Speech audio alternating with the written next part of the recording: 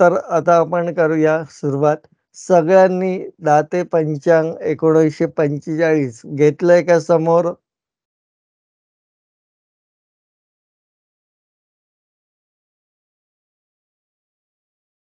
सगळ्यांकडे आहे का? मला एकदा पटकन सांगा. हो. आहे सर. हो सर, आहे हो. सर. ओके, चालेल. कारण आपल्याला त्याच्यामधून आता या सगळ्या गोष्टी शिकायच्या आहेत. जे पंचांग आपण वापरणार आहोत ते म्हणजे दाते पंचांग. त्यातही ते शके 1945चं म्हणजे चालू पंचांग असलेलं आपल्याला पाहिजे आहे. त्याची आपण आता सुरुवात करणार आहोत. चला आपण आपल्या कोर्सला सुरुवात करूया. सर्वात पहिली गोष्ट येते ती म्हणजे पंचांग. ज्योतिषशास्त्र म्हटलं, की ज्योतिषाचं सर्वात पहिली गोष्ट काय असते तर ती म्हणजे पंचांग असते. आणि तिथून पुढे या सगळ्याला सुरुवात होते कारण पंचांगातूनच सगळ्या गोष्टी येतात. मग कुंडली असेल किंवा रोजचं तिथीवार, नक्षत्र योगकरण या गोष्टी असतील. या सगळ्याच्या सगळ्या आपण पंचांगामध्ये पहिले बघत असतो. म्हणून सर्वात पहिले पंचांग म्हणजे काय हे आपल्याला बघावं लागतं. पंचांग म्हणजे काय? तर पंच म्हणजे 5. पंच म्हणजे 5 आणि अंग म्हणजे भाग. ज्या गोष्टीचे 5 भाग आहेत त्याला आपण पंचांग असं म्हणतो. मग जे 5 भाग आहे, ते 5 भाग कोणते? तर त्यातला पहिला भाग आहे तिथी, दुसरा भाग आहे वार, तिसरा भाग आहे नक्षत्र, चौथा भाग आहे योग आणि 5वा भाग आहे करण. आता हे प्रत्येक गोष्ट आपण डिटेलमध्ये पुढे बघणारच आहोत. पण एक व्याख्या म्हणून आपण जर पाहिलं तर पंचांग म्हणजे काय? तर ज्यामध्ये 5 भागांची माहिती दिलेली आहे. ते 5 भाग कोणते? तर तिथी, वार, नक्षत्र, योग आणि करण. आणि त्याच बरोबर आपलं जे हिंदू धर्म आहे, या धर्मानुसार जे काही सण, वार, उत्सव सांगितलेले आहे, ते ज्यामध्ये दिलेले असतात त्याला आपण पंचांग असं म्हणतो. हे जे पंचांग आहे यातूनच आपल्याला कळतं, की काय रामनवमी कधी आहे, गोकुळाष्टमी कधी आहे किंवा दसरा कधी आहे, हे सगळं पहिले पंचांगामध्ये येतं. ठीक आहे, आपल्याला जरी आता कॅलेंडरमधून कळत असलं, कॅलेंडरमध्ये सगळं दिलेलं असलं, तिथून जरी कळत असेल, तरी हे तयार पहिले पंचांगात होतं. हे पंचांगामध्ये तयार झाल्यानंतर मग ते कॅलेंडरमध्ये त्या तारखेला लिहिलं जातं. जनरली बऱ्याच लोकांना वाटतं, की कॅलेंडर आधी येतं, पंचांग नंतर येतं. त्यामुळे कॅलेंडरमध्ये आधी येतं. तसं नाही. तर आधी पंचांग तयार होतं आणि मग ते कॅलेंडरमध्ये ॲडजस्ट केलं जातं. तर हे असं पंचांग जे आता तुमच्या समोर आहे, मी शेअर करतो. मला फक्त कोणीतरी पटकन सांगा, दिसतंय का तुम्हाला पंचांग? हो हो सर. सर, दिसतंय. ओके, चालेल. हे सगळ्यांकडे असेल. हे किंवा ऑरेंज कलरचं असेल जे मोठं आहे. माझ्याकडे आता हे आहे म्हणून हे दाखवतो आहे. तर हे जे पंचांग आहे हे आपल्याला काय करायचं? वापरायचं आहे. आता याच्यावरती सर्वात पहिले वरच्या बाजूला लिहिलेलं आहे स्वस्ती, श्री, मनरूप, शालिवाहन शक 1945. आता नृप म्हणजे काय? तर राजा. कुठला राजा? तर शालिवाहन राजा. शालिवाहन राजाने मोजायला सुरुवात केली. त्याने ते सुरुवात केल्यानंतर जो शक त्यांनी मोजायला सुरुवात केली त्याच्यापासून आतापर्यंत जे काही झालेलं आहे ते 1945 वर्ष झाले. म्हणजे 1944 होऊन गेले आणि आता जे सुरू आहे ते 1945वं वर्ष आहे. म्हणजे शालिवाहन शकामध्ये 1945 हे वर्ष आता आपलं सुरू आहे. मोजायला सुरू केल्यापासून. त्याच्यानंतर पुढे जो शब्द आहे, तो शब्द आहे शोभन नाम संवत्सर. या ठिकाणी आपल्याला दिसेल. शोभन नाम संवत्सर. आता पहिले संवत्सर म्हणजे काय हे आपण समजून घेऊ. संवत्सर या शब्दाचा अर्थ 1 वर्षाचा कालावधी असा होतो. संवत्सर हे जे काही शब्द आहे, या शब्दाचा अर्थ काय होतो तर 1 वर्षाचा कालावधी. आता हे जे 1 वर्ष आहे, हे 1 वर्ष कुठपासून? तर आपल्या हिंदू धर्माचं जे नवीन वर्ष असतं, ते नवीन वर्ष कधी सुरू होतं? तर ते नवीन वर्ष सुरू होतं गुढीपाडव्यापासून. म्हणून हे जे संवत्सर जे आहे, संवत्सर हा जो 1 वर्षाचा जो काही काळ आहे, त्या काळाची सुरुवात ही कधी होते? तर गुढीपाडव्याच्या दिवशी होते. आणि ती कधीपर्यंत असते? तर पुढच्या गुढीपाडव्याच्या 1 दिवस आधीपर्यंत. म्हणजे आधीची जी अमावास्या असते तिथपर्यंत. मग हे जे पंचांग आहे यामध्ये संवत्सर असतं आणि हे संवत्सर गुढीपाडव्यापासून तर पुढच्या गुढीपाडव्यापर्यंत असतं. मग इथे पुढे त्या संवत्सराला नाव दिलेलं आहे. 1945 या संवत्सराचं नाव काय आहे? तर ते शोभन नाम संवत्सर आहे. एकूण 60 प्रकारची नावं आहेत. किती प्रकारची नावं आहेत? तर 60 प्रकारची नावं आहेत. आता ही 60 नावं काय आपल्याला पाठ करायची गरज नाही, अजिबात गरज नाही. ते कधीतरी एकदा वाचले तरी चालतील, नाही वाचले तरी चालतील. कारण त्याचा पुढे जाऊन आपल्याला फारसा उपयोग नसतो. आणि प्रत्येक वर्षी आपण पंचांग घेणारच असतो आणि त्या पंचांगावरती प्रत्येक वर्षी नाव लिहिलेलं असणार आहे. त्या वर्षाचं नाव हे लिहिलेलं असतं. त्यामुळे ते पाठ असण्याची गरज नसते. मग हे शोभन नाम संवत्सर हे 1945 या वर्षाचं आहे. त्याच्यानंतर इकडच्या बाजूला पाहिलं तर आपल्याला इसवी सन दिसेल. इसवी सन 2023 आणि 24 आहे. हे जे 23 आहे, 23 गुढीपाडवा हा मार्च-एप्रिलमध्ये जनरली येत असतो. त्यामुळे तिथून पुढे असं मध्ये ते 23-24 लिहिलं जातं. त्याच्याखाली विक्रम संवत दिलेला आहे. या ठिकाणी आपल्याला दिसेल 79-80. 2079-80. आता जसं शालिवाहन राजाने सुरू केलं, ते शालिवाहन शक जे आपण वरती पाहिलं, 1945वं वर्ष चालू आहे. त्याचप्रमाणे विक्रम राजाने सुरुवात केली. विक्रम राजांनी मोजायला सुरुवात केली आणि आता किती चालू आहे तर 2079-80. विक्रम संवत्सर हे जे आहे, हे साधारणपणे गुजरात किंवा त्या भागामध्ये जास्त वापरलं जातं. आपल्याला माहिती आहे दिवाळीच्या जो काही पाडवा असतो त्यावेळेला अनेक व्यापारी लोकं जनरली गुजराती, मारवाडी हे जास्त व्यापारी असतात आणि ते लोकं त्यावेळेला नवीन वह्या किंवा नवीन वर्षाची सुरुवात करतात. का बरं? तर ते त्यावेळेला विक्रम संवतानुसार ते वर्ष मानतात. त्यामुळे ते त्यावेळेला पूजा करतात. आपण जे आहे ते गुढीपाडव्यापासून हे सगळं करत असतो. त्यामुळे आपण गुढीपाडव्यापासून आपलं वर्ष धरत असतो. इथपर्यंत कळलं का सगळ्यांना? हो. हं. कोणाला काही शंका? कळलं नाही असं कोणी आहे?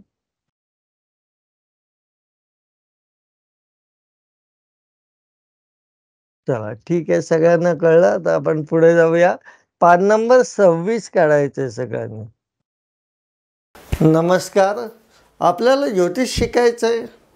आपल्याला ज्योतिषशास्त्राची आवड असो किंवा आपल्याला प्रोफेशनल ज्योतिषी व्हायचं असो, त्यासाठी वेदभूषण ज्योतिष प्रतिष्ठानचे ऑनलाईन आणि ऑफलाईन ज्योतिष वर्ग सुरू आहेत. यामध्ये पहिला कोर्स हा ज्योतिष प्रबोध, दुसरा फलारेश वर्ग म्हणजे ज्योतिष विशारद आणि तिसरा ज्योतिष प्रवीण असे कोर्सेस उपलब्ध आहे. हे कोर्सेस केल्यानंतर आपल्याला उत्तम प्रकारे पत्रिका बघता येते. आपल्याला ज्योतिष मार्गदर्शन करता येतं. अधिक माहितीसाठी 99 22 33 49 22 या क्रमांकावर संपर्क करा. धन्यवाद.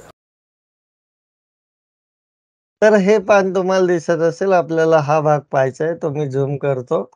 तो आपण तिथे बघूया. हे तुमच्या समोर असणार आहे. हे आपल्याला सगळं बघायचं आहे. बघा, या ठिकाणी डाव्या कोपऱ्यात आपण पाहिलं तर प्रत्येक पानावर, पंचांगाच्या प्रत्येक पानावर आपल्याला काय दिसणार आहे? तर शक दिसणार आहे, जे 1945 असणार आहे. आणि आत्ताच आपण ते संवत्सर पाहिलं. ते संवत्सर हे त्या ठिकाणी बघायला मिळणार आहे, जे शोभन नाम संवत्सर त्या ठिकाणी आहे. त्याच्यानंतर आता हे आपण 1 वर्ष पाहिलं. आता आपण काय करणार आहोत, तर थोडंसं पुढे जाणार आहे. या 1 वर्षाचे आपल्याला 2 भाग करायचे आहेत. म्हणजे साधारणपणे 12 महिने म्हटल्यावरती 2 भाग म्हटले तर 6-6 महिन्याचा एक भाग याप्रमाणे तो येत असतो. मग आता हा जो 6 महिन्याचा भाग आहे, या 6 महिन्याच्या भागाला आपण अयन असं म्हणत असतो. काय म्हणतो? तर अयन म्हणतो. 6 महिने. मग 6-6 महिन्याचे 2 अयन होणार आहे. त्यातलं पहिलं जे अयन असणार आहे, ज्याला आपण उत्तरायण असं म्हणतो. आणि दुसरं जे अयन असणार आहे, त्याला आपण दक्षिणायन असं म्हणतो. साधारणपणे 21 डिसेंबरला, एखाद दिवस मागे-पुढे, 21 डिसेंबरला उत्तरायण सुरू होतं आणि तिथून पुढचे 6 महिने म्हणजे 20 जूनपर्यंत आपल्याला उत्तरायण बघायला मिळतं. आता हे जे आपल्या समोर पान आहे, हे पान मार्च महिन्यातलं आहे, म्हणजे ते डिसेंबर ते जूनमधलं आहे. म्हणून त्या ठिकाणी आपल्याला उत्तरायण बघायला मिळेल. आणि 21 जूनपासून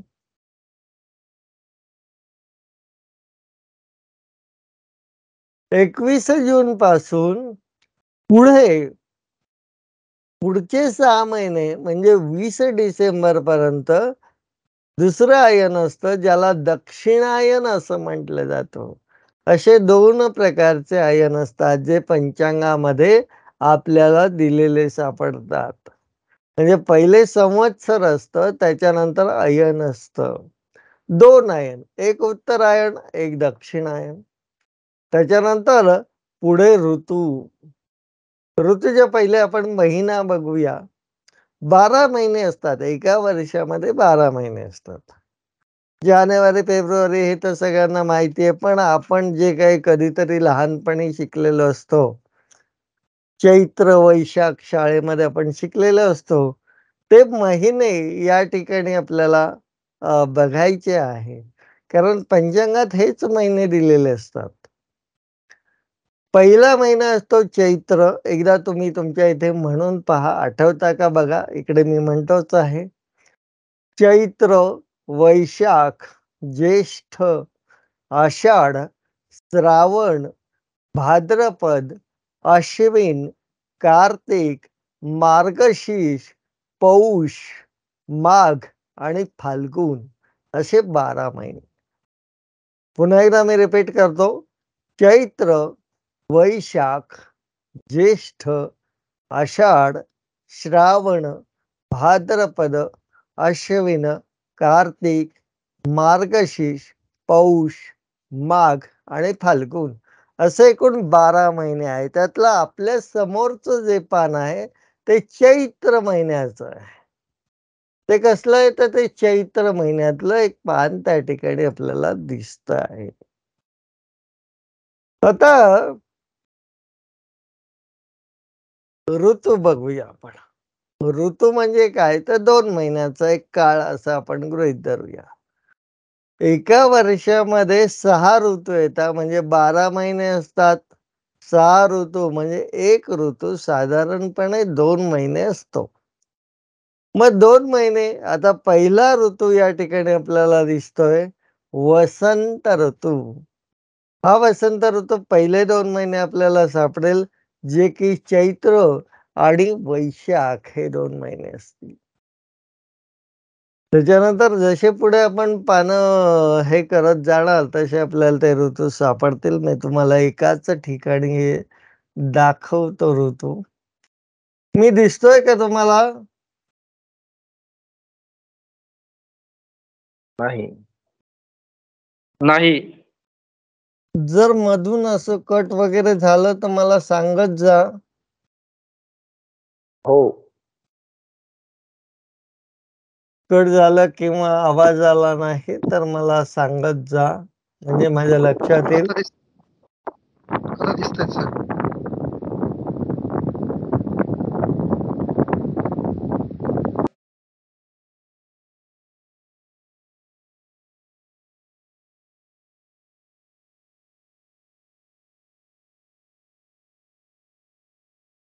तर 6 ऋतू आपण या ठिकाणी बघतोय. आपण उत्तरायण, दक्षिणायन आत्ताच पाहिलं. त्याच्यानंतर पुढे येणार आहेत ते 6 ऋतू आपल्याला तिथे दिसतील. पहिला जो ऋतू आहे तो वसंत ऋतू आहे. स्क्रीनवर तुम्हाला दिसत असेल सगळ्यांना. मी त्याला हे करतो अंडरलाईन. हा पहिला ऋतू आहे वसंत ऋतू. हा पहिल्या 2 महिन्यामध्ये आपल्याला बघायला मिळणार आहे. जे 2 महिने कोणते असणार आहेत तर चैत्र आणि वैशाख. दुसरा ऋतू ग्रीष्म, जो ज्येष्ठ आणि आषाढमध्ये असतो. त्याच्यानंतर वर्षा, हे आपण श्रावण आणि भाद्रपद या महिन्यात असतो.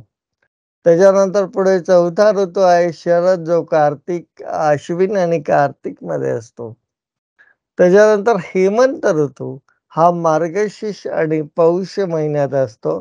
आणि शेवटचा शिशिर ऋतू जो माघ आणि फाल्गुन महिन्यामध्ये आपल्याला बघायला मिळतो.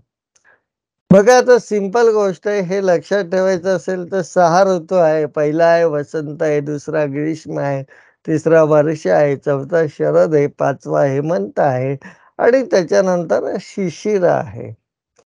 तर सिंपल गोष्ट आहे. आपल्याला देवीचं नवरात्र माहिती असतं. घटस्थापना ज्या वेळेला होते ते एक नवरात्र असतं आणि दुसरं जे नवरात्र आहे ते गुढीपाडव्याच्या वेळेला असतं. आता या 2 जे काही नवरात्र आहे त्याला वेगवेगळे शब्द आहे. आपण जे घटस्थापना करतो त्याला शारदीय नवरात्र म्हणतात. शारदीय नवरात्र का म्हणतात? तर ते शरद ऋतूमध्ये येतं म्हणून त्याला शारदीय नवरात्र म्हणतात. आणि दुसरं जे गुढीपाडव्याच्या आसपास असतं त्याला वासंतिक नवरात्र म्हणतात, कारण ते वसंत ऋतूमध्ये येतं. म्हणजे आपल्याला लक्षात ठेवायला एकदम सोपं आहे, की वसंत ऋतू पहिला चैत्र महिना, मग तिथून पुढे चैत्र, वैशाख हे 2 महिने. यामध्ये काय असतं तर वसंत ऋतू असतो. त्यानंतर ग्रीष्म ऋतू, ज्यामध्ये काय आपण ऊन वगैरे आपल्याला जास्त बघायला मिळतं. त्याच्यानंतर पुढे वर्षा म्हणजे पाऊस. तिसरा ऋतू जो आहे तो पाऊस, वर्षा ऋतू. श्रावण आणि भाद्रपद या 2 महिन्यांमध्ये भरपूर पाऊस आपल्याला बघायला मिळतो. त्याच्यानंतर जे आता मी देवीचं नवरात्र सांगितलं तो शरद ऋतू. आणि मग हेमंत आणि शिशिर या क्रमाने आपण ते लक्षात ठेवू शकतो. ते आपल्याला अशा प्रकारे सोप्या पद्धतीने काय करता येतं, लक्षात ठेवता येत असतं. व्हिडिओ लाईक करा, आपलं महाजन पंचांग हे चॅनल सबस्क्राईब करा आणि ही माहिती जास्तीत जास्त लोकांपर्यंत पोचावी त्यासाठी व्हिडिओ शेअर करा. ऋतू झाला, त्यानंतर आपण महिना पाहिला आणि महिन्यानंतर आपण जे काही बघणार आहोत ते म्हणजे पक्ष. 2 प्रकारचे पक्ष असतात. आता 1 महिना साधारणपणे 30 दिवसांचा असतो. या 30 दिवसांचे परत आपल्याला 2 भाग करायचे आहे. म्हणजे एक भाग 15 दिवसाचा येतो आणि साध्या सोप्या भाषेमध्ये आपण याला पंधरवडा असं म्हणतो. 15 दिवसांचा जो काही काळ असतो त्याला आपण पंधरवडा असं त्या ठिकाणी म्हणत असतो. पण पंचांगामध्ये याला पंधरवडा न म्हणता पक्ष असं म्हणतात. पक्ष या शब्दाचा अर्थ सुद्धा 15 दिवसांचा कालावधी असाच होतो. मग हा जो पक्ष आहे, हे एका महिन्यामध्ये 2 पक्ष येणार आहे. त्यातला पहिला जो पक्ष असतो, त्या पहिल्या पक्षाचं नाव असतं, ते म्हणजे शुक्ल पक्ष. आणि दुसरा जो पक्ष असतो, त्या दुसऱ्या पक्षाचं नाव असतं कृष्ण पक्ष. तुम्ही जर एक पान उलटलं, तर पान नंबर 28 वर आपल्याला जो पक्ष दिसेल, तो कृष्ण पक्ष दिसेल. म्हणजे एका महिन्यामध्ये आपल्याला 2 पक्ष दिसतील. पहिला जो पक्ष आहे, तो या ठिकाणी शुक्ल पक्ष असणार आहे आणि दुसरा जो पक्ष असणार आहे, तो त्या ठिकाणी कृष्ण पक्ष असणार आहे. असे 2 पक्ष असणार आहे. आता याच 2 पक्षांना वेगवेगळी नावं आहे. 2 नावं आहे. शुक्ल पक्षाला काही लोकं शुद्ध पक्ष असं म्हणतात. शुक्ल पक्षाचंच ते दुसरं नाव आहे. पाहिजे तर लिहून ठेवा. शुक्ल पक्षालाच काही लोकं शुद्ध पक्ष असं म्हणतात. आणि दुसरा जो कृष्ण पक्ष आहे त्याला मग वद्य पक्ष असं म्हणतात. जोडी लक्षात ठेवा, शुक्ल पक्ष म्हटलं की आपण त्याला कृष्ण पक्ष म्हणायचं आणि शुद्ध पक्ष म्हटलं की त्याला आपण वद्य पक्ष म्हणायचं.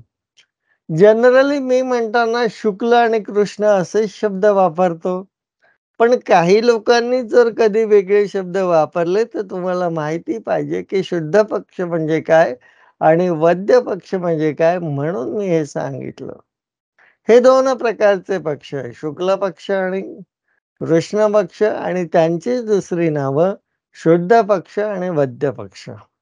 त्याच्यानंतर पुढचा भाग येतो, तो म्हणजे तिथीचा भाग येतो. आता तुमच्या समोर पान नंबर 26 आहे. या पान नंबर 26 वर जर आपण पाहिलं, तर सर्वात पहिला कॉलम ती असं दिलेला आहे.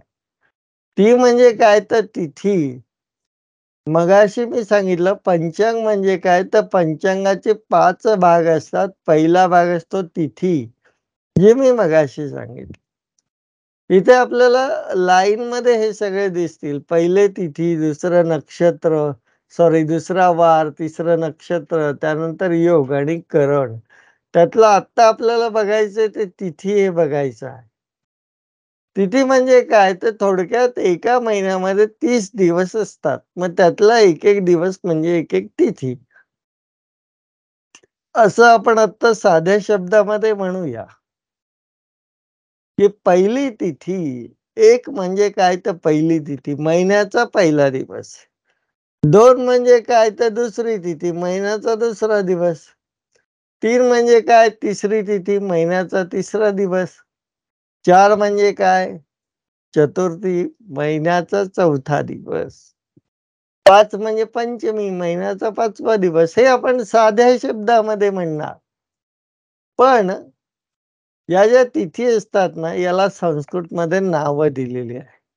आणि ही जी नावं आहेत, ही नावं आपल्याला संस्कृतमध्ये दिलेली आहे. चतुर्थी, पंचमी, षष्ठी आता ते आपण बघूया. जनरली ही नावं आपण ऐकलेली असतात. ज्यांचा चतुर्थीचा उपास असतो त्यांना चतुर्थी माहिती असते. ज्यांचा एकादशीचा उपास असतो त्यांना एकादशी माहिती असते. पण प्रत्येक तिथीसाठी एक नाव दिलं आहे. पहिली जी तिथी आहे त्या पहिल्या तिथीला प्रतिपदा असं म्हटलं जातं. दुसरी जी तिथी आहे तिला द्वितीया म्हटलं जातं.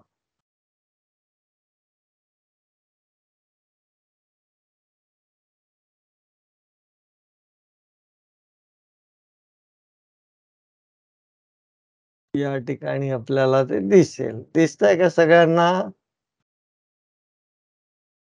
हो. स्क्रीनवर तुम्हाला तिथींची नावं दिसत असतील.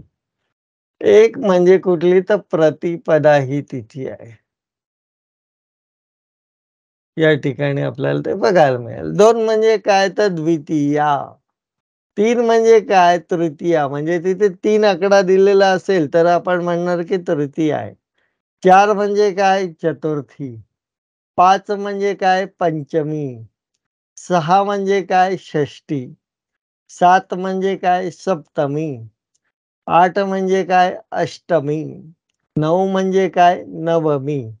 10 म्हणजे काय? दशमी. 11 एकादशी. 12 द्वादशी 13 त्रयोदशी, 14 चतुर्दशी. आता हे जे काही 14 आहे ना, 1 ते 14 नामं हे दोन्ही पक्षामध्ये सारखेच आहे. मग शुक्ल पक्ष असो किंवा कृष्ण पक्ष असो. दोनही ठिकाणी आपल्याला हीच नावं दिसतील, ज्याला आपण काय म्हणतो, की 1 पासून तर 14 पर्यंत. त्याच्यानंतर पुढे पौर्णिमा आणि अमावस्या शुक्ल पक्षामध्ये आपल्याला 15 अंक दिसेल. बघा तुमच्या समोर जे पान नंबर 26 आहे त्याच्यावर तुम्ही पाहिलं तर 1 ते खाली 15 अंक दिसतील. आणि पान उलटलं तर शेवटी 1 ते 14 आणि शेवटी 30 दिसतील. हे जे 15 आहे याला पौर्णिमा म्हणतात आणि 30 जे आहे त्याला अमावस्या असं म्हणतात. आता इथपर्यंत आलंय का सगळ्यांच्या लक्षात? मला एकदा पटकन सांगा. हो. हो. हो सर. हो. ओके, चालेल. मग आता आपण पुढे जाऊया. पंचांगातल्या ज्या काही वेळा आहेत त्या आपल्याला आता इथे बघायच्या आहेत. पंचांगामध्ये वापरलेल्या वेळा कशा आहेत ते आपल्याला इथे काय करायचं बघायचं आहे. वेगवेगळ्या वेळा त्या ठिकाणी वापरल्या जातात. आता बघा आपल्याला जनरली 24 तासाचं घड्याळ हे सगळ्यांना माहिती असतं. आपल्या मोबाईलमध्ये पण तो फॉर्मॅट असतो. म्हणजे 6 वाजले तर आपल्याला कळतं सकाळचे 6 वाजलेले आहे. 12 पर्यंतची वेळ असेल तर आपण सकाळची वेळ गृहीत धरतो. 13-14 असेल दुपारची वेळ धरतो. 17-18 असेल संध्याकाळची वेळ धरतो. ही सगळी वेळ पंचांगामध्ये वापरलेली आहे. ती कशी? तर ती तुम्हाला स्क्रीनवर आता दिसत असेल मी दाखवतो, की समजा तिथे 6 लिहिलेले आहे. पुढे जो कॉलम आपल्याला बघायचा आहे त्याच्यामध्ये या वेळा लागणार आहे म्हणून आधी मी वेळा सांगतो मग आपण त्या कॉलमकडे जाऊया. कलाक, मिनिट असा कॉलम आहे पुढचा. 6 तिथे लिहिलेले असतील तर ती वेळ सकाळी 6 ची असते. 7 लिहिलेले असतील तर ती सकाळचे 7 असतात. 8 असतील तर सकाळचे 8 असतात. 1 मिनिटं मी हे खोडतो पहिले. तुम्ही सगळेजण याचा एक स्क्रीनशॉट काढून ठेवा. म्हणजे तुम्हाला ते लक्षात राहील. स्क्रीनशॉट सगळ्यांनी पटकन काढून घ्या म्हणजे मला पुढे हे लिहायला. काढला असेल सगळ्यांनी. पहिले इथे 6 असतील तर ते सकाळचे 6 आहे. 7 असतील तर ते सकाळचे 7 आहे. 8 असतील तर ते आपल्याला सकाळचेच 8 बघायला मिळतील. 9 असतील तरी ते सकाळचेच 9 आहे. 10 असतील सकाळचे 10, 11 असतील सकाळचे 11. इथपर्यंतची वेळ सगळ्यांना आपल्याला कळली असेल.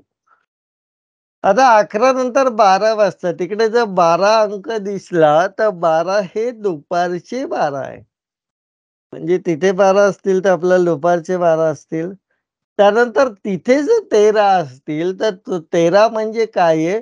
तर दुपारचा 1 आहे. 13 म्हणजे काय आहे? तर दुपारचा 1 आहे. त्यानंतर 14 असतील तर 14 म्हणजे काय? दुपारचे 2 आहे. 15 तिथे दिलेले असतील तर ते किती आहे? तर दुपारचे 3 आहे. 16 असेल तर दुपारचे 4 आहे. सिंपल गोष्ट आहे. पहिल्यांदा आपण ऐकत असेल तर आपल्याला ते अवघड वाटतं. पण हळू-हळू एकदा ते सवय झाली की एकदम पटकन लक्षात येतं, की तिकडे 16 लिहिले म्हणजे हे दुपारचे 4 आहे. तर प्रॅक्टिसने ते आपोआप तयार होत असतं. पहिल्यांदा ऐकताना थोडंसं जड वाटतं. 17 असतील तर मात्र ते संध्याकाळचे काय 5 असतात. इथे चुकून दुपारचे झाले, संध्याकाळचे 5 असतात. 18 असतील तर संध्याकाळचे 6 असतात. 19 असतील तर संध्याकाळचे 7. 20 असतील तर रात्रीचे 8, 21 असतील रात्रीचे 9, 22 असतील रात्रीचे 10, 23 असतील रात्रीचे 11. इथपर्यंतची वेळ जनरली आपल्या सगळ्यांना माहीत असते. कारण ही जी वेळ आहे, ही 24 तासाच्या फॉर्मॅटमधली आहे. 24 तासाचा फॉर्मॅट असतो घड्याळाचा तो किंवा रेल्वे टाईम ज्याला आपण म्हणतो त्याच्यातलं हे सकाळी 6 ते रात्री 12च्या वेळा आहेत. पण रात्री 12 नंतर रात्री 11 नंतर जेव्हा 12 वाजतात, त्यावेळेला पंचांगामध्ये मोजणी थांबत नाही, तर ती पुढे चालू राहते. आपलं जे पंचांग आहे ते सूर्योदयावर आधारित आहे. बऱ्याचशा गोष्टी या सूर्योदयापासून मोजलेल्या आहे पंचांगामध्ये. मग त्याच्यामुळे काय होतं, की आपण रात्री 12ला काही करत नाही. रात्री 12 वाजता आपल्याकडे शून्य होत नाही. आपल्याकडे मोजणं चालू राहतं. हे बघा रात्रीचे 2 भाग आहेत. पहिला जो भाग आहे त्याला पूर्वार्ध म्हणतात. दुसरा जो भाग आहे त्याला उत्तरार्ध म्हणतात. जनरली शास्त्रानुसार जर पाहिलं तर संध्याकाळी सूर्यास्त झाला म्हणजे 6 वाजले. सूर्यास्त झाला की लगेच रात्र झालेली असते आणि तिथून रात्रीचा पहिला भाग सुरू होतो ज्याला पूर्वार्ध म्हणतो जो रात्री 12 पर्यंत असतो. रात्री 12 नंतर त्याला उत्तरार्ध, रात्रीचा उत्तरार्ध पुढचा भाग म्हटलं जातं. म्हणून रात्री 12 नंतरची वेळ असेल, तर त्याला उत्तर रात्री असा शब्द वापरला जातो, जो इकडे लिहिलेला आहे, उत्तर रात्री. मग रात्री 12 म्हटल्यावरती शून्य करायचं नाही, म्हणजे मोजणं चालूच ठेवायचं. 23 झाल्यावर आपण 24 म्हणणार आहेत. 24 म्हणजे काय येणार आहे, तर रात्रीचे 12 येणार आहे. पुढे 25 आले. आपल्याला दुसऱ्या दिवशीच्या सूर्योदयापर्यंत मोजायचंय. म्हणजे 24 नंतर 25 येणार आहे. 25 म्हणजे किती? तर रात्रीचा 1 येणार आहे. त्यानंतर 26 येणार आहे. 26 म्हणजे किती? रात्रीचे 2 येणार आहे. त्यानंतर 27 येणार आहे. रात्रीचे 3. 28 म्हणजे उत्तर रात्रीचे 4 येणार आहे, जे दुसऱ्या दिवशी पहाटेचे 4 असतात. 29 असेल तर ते 5 असतात, जे दुसऱ्या दिवशी पहाटेचे 5 असतात. 30 असतील तर 6 असतात. इथपर्यंतच्या वेळा जनरली येतात. 31 ही वेळ हिवाळ्यामध्ये आली तर येते, प्रत्येक वेळेला येतेच असं नाही. तर अशा प्रकारे पंचांगातल्या वेळा वापरल्या जातात. या प्रॅक्टिसने हळू सहज आपल्याला समजायला लागतात. आता या कशा वापरल्या ते आपल्याला प्रॅक्टिकली हे सगळं काय करायचंय बघायचं आहे. तुमच्याकडे पान नंबर 26 आहे. त्याच्यावर या वेळा वापरलेल्या आहेत. आता आपण तिथी पाहिली. पहिली तिथी म्हणजे सॉरी. पहिली तिथी म्हणजे प्रतिपदा आहे. दुसरी तिथी म्हणजे द्वितीय आहे. तिसरी तिथी म्हणजे तृतीय आहे. ही या ठिकाणी आपण बघतो आहे. आता त्याच्या बाजूला मी असा कॉलम आहे. म्हणजे कलाक आणि मी म्हणजे मिनिटं. साध्या भाषेत याला आपण तास मिनिटं पण म्हणू शकतो. इतके तास, इतके मिनिटं एवढं साधं सुद्धा म्हणू शकतो. मी असेल तरी कलाक, मिनिटं म्हणायची गरज नाही. सिम्पली त्याला आपण तास किंवा तास, मिनिटं सुद्धा काय करू शकतो, म्हणू शकतो. आता आपल्याला इथे बघायला मिळेल एकच मिनिटं. आपल्याला इथे बघायला मिळेल, की तिथी म्हणजे काय आहे, तर एक साध्या भाषेत काय आपण म्हटलं पहिला दिवस, तरी हे रविचंद्रातलं अंतर आहे. हे अंतर संपलं, की तिथी संपते. ते किती अंतर ते आपण पुढच्या वेळेला बघणार तिथे डिटेलमध्ये. आपल्याला फक्त आज तिथे बघायला शिकायचं आहे.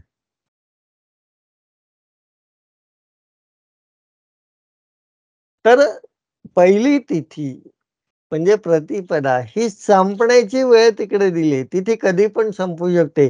सकाळ, दुपार, संध्याकाळ, रात्र, उत्तरात्र, पहाटे कधीही संपू शकते. ती संपण्याची वेळ तिकडे दिलेली असते. एक ही जी प्रतिपदा आहे त्याच्यापुढे ती संपण्याची वेळ दिली आहे. ती म्हणजे 20 वाजून 21 मिनिटं. आता 20 म्हणजे किती? तर आत्ताच आपण बघितलं 20 म्हणजे रात्रीचे 8. म्हणजे प्रतिपदा ही तिथी कधी संपली तर रात्री 8 वाजून 21 मिनिटांनी संपली. त्याच्याखाली द्वितीया दिलेली आहे. द्वितीय ही तिथी कधी संपली? तर द्वितीय ही संपली 18:21 सापडले का सगळ्यांना हे? हो हो हो हो. सगळ्यांनी सांगत जा बर का. कोणाला सापडलं नसेल त्याने तसंही सांगा.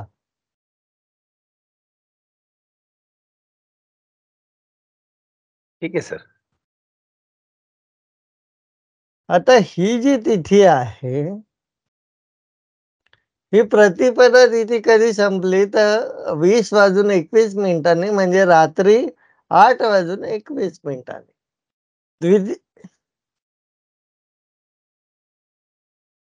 द्वितीय तिथी कधी संपली? तर 18:21. 18 म्हणजे किती? तर संध्याकाळचे 6:21. त्यानंतर पुढे तृतीया तिथी कधी संपली? तर 17:00 17 म्हणजे संध्याकाळचे 5. त्याच्यानंतर चतुर्थी तिथी कधी संपली? तर 16:23. म्हणजे दुपारचे 4:23. इथपर्यंत कळलंय का सगळ्यांना? हो सर. हो सर. बरं, मग मला सांगा पंचमी तिथी किती वाजता संपली? 4:33. 4 तिथे दिले 16:33. म्हणजे ते संध्याकाळचे किती आहे? 4:33. 4:33. एकदम बरोबर. त्याच्यानंतर पुढे मला सांगा षष्टी कधी संपली? 5:28. तिथे दिलेत संध्याकाळी 17:28. म्हणजे किती? संध्याकाळचे 5:28. मला सगळ्यांनी उत्तर द्या बर का. 1-2च आवाज येत आहेत. षष्टी संध्याकाळी 5:28 संपली.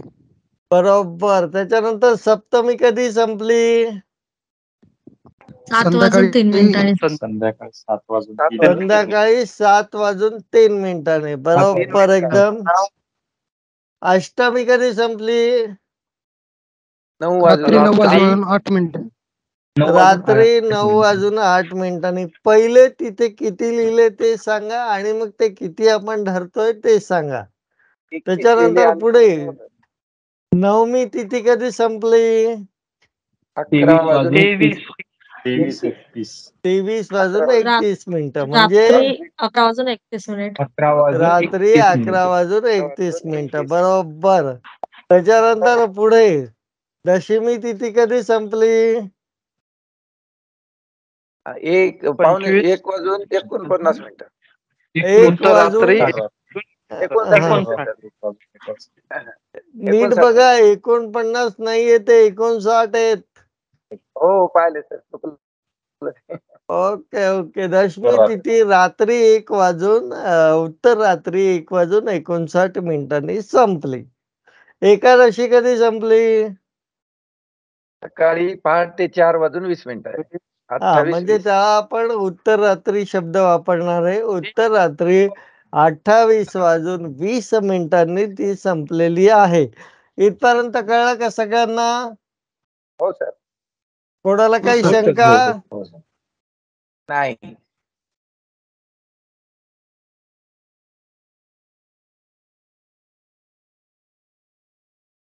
समजलं का इथपर्यंत सगळ्यांना व्यवस्थितपणे? हो हो. होय सर.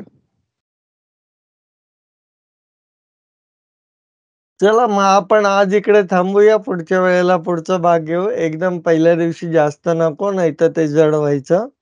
हळूहळू आपण तो वेळ वाढवत जाऊ. एकदा सगळ्यांनी मला सांगा, तुम्हाला मी शिकवलेलं सगळं व्यवस्थितपणे कळलंय का? हो सर. व्यवस्थित सर. ओके. व्यवस्थित समजतंय सगळ्यांना? हो समजतंय. होय सर. घाई होत नाहीये? नाही. या व्हिडिओमध्ये एवढंच. बाकीच्या गोष्टी पाहूया पुढील व्हिडिओमध्ये. धन्यवाद.